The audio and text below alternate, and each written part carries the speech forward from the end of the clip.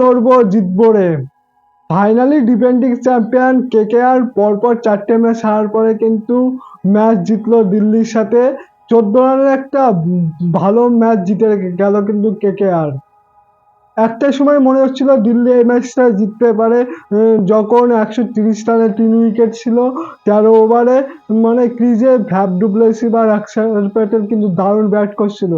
সেই জায়গার থেকে সেই 14তম ওভারে নারিন আসে এবং 1 ওভারে 2 উইকেট নিয়ে ম্যাচটা মানে পাল্টে দেয়। কেকেআর দিকে অর্ধেকটা ইয়ে করে দিয়েছিল, যদিও সেই ওভারে 6 খেয়েছিল, কিন্তু তারপরে অক্ষর প্যাটেল আর স্টাবসের উইকেটটা নিয়ে ম্যাচটা কিন্তু ঘুরিয়ে দিয়েছিল। আর বাকি কাজটা তো বরুণ চক্রবর্তী করে দিয়েছিল, সেও ভালো বল করে 2 উইকেট নেয়। মানে এই দিল্লি টিমটা একসময় মানে টেবিলের শীর্ষে ছিল, তারাও কিন্তু এখন হারা শুরু করেছে। আর যত দিন যাবে কিন্তু এই পয়েন্ট টেবিলের অনেক টিম উপরে চলে আসবে, অনেক টিম আবার নিচেও নেমে যাবে। জানি না দিল্লির কি হলো, পরপর 2টো ম্যাচ তারা ঘরের মাঠে হারলো।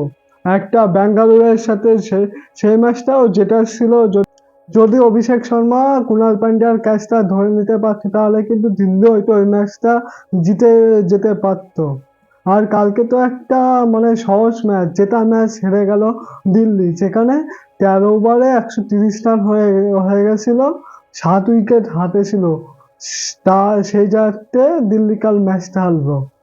আর আইপিএলে এখন প্রত্যেকটা টিমের কাছে প্রত্যেকটা ম্যাচ কিন্তু ইম্পর্টেন্ট। প্রত্যেকটা মানে ম্যাচে কিন্তু যারা খারাপ খেলবে তারা কিন্তু প্লে অফ থেকে বাইরে হয়ে যাবে। আর কলকাতা টিম মানে যারা মানে এখন 10 ম্যাচে 9 পয়েন্ট, একটা ম্যাচ বৃষ্টির জন্য হয়নি, যাই হোক রেজাল্টটা কি হতো, কিন্তু এখন 9 পয়েন্টে আছে। এই জায়গা থেকে এখনো চান্স আছে তাদের প্লে অফসে কোয়ালিফাই করা। আর প্লে অফসে কোয়ালিফাই করতে গেলে এখান থেকে কলকাতার প্রত্যেকটা প্লেয়ারের ভালো খেলতে হবে। শুধু সুনীল নারিন এই সাথে প্রত্যেকটা ম্যাচ জিতাবে না, সবাইকে কিন্তু দায়িত্ব নিয়ে ম্যাচ খেলতে হবে। রিঙ্কু সিং কে ফর্মে আসতে হবে, ভেঙ্কটেশ আর মানে জানি না তাকে কি জন্য এখনো খেলাচ্ছে কেকেআর ম্যানেজমেন্ট। এখনো ভালো প্লেয়ার বেঞ্চে বসে আছে, তাও তাকে খেলাচ্ছে। মানে আগের বার ভালো খেলেছিল, কিন্তু এবার পুরো অফ ফর্মে। জানি না তাকে নেক্সট ম্যাচ বসাবে কিনা, কিন্তু এই জায়গাতে প্রত্যেকটা প্লেয়ারের কিন্তু ভালো খেলতে হবে যদি এই কলকাতাকে প্লে অফসে কোয়ালিফাই করাতে হলে। তো তোমাদের কি মনে হচ্ছে কলকাতা কামব্যাক করতে পারবে, প্লে অফসে কি উঠতে পারবে? সেটা কিন্তু অবশ্যই কমেন্ট বক্সে মেনশন করো।